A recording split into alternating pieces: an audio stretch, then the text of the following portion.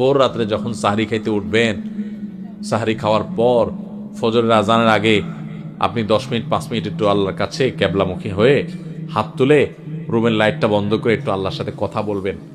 মানুষের সাথে বহুত কথা বলছেন, আল্লাহর সাথে একটু কথা বলে দেখেন। আল্লাহর সাথে কথা বলার স্বাদ আছে ভাই, অনেকে জীবনে একবারও এই স্বাদ পান নাই। একটু কথা বলে দেখেন। ভোর রাতে সাহরি খেতে উঠলে 10টা মিনিট একটু হাত তুলে কথা বলেন।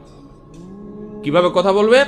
কথা বলবেন এইভাবে, ও আল্লাহ, কত গুনাহ আমি করেছি, কত পাপাচার আমি করেছি, মরতে আমার হবে, তোমার কাছে যাওয়া আমার লাগবে আল্লাহ।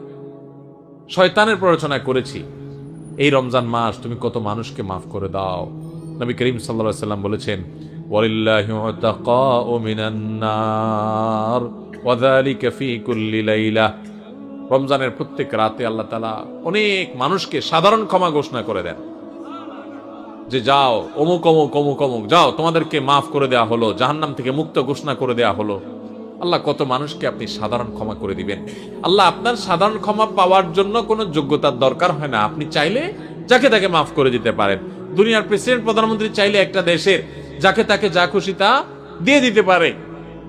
তাদের যদি ক্ষমতা, তারা তো মানুষ।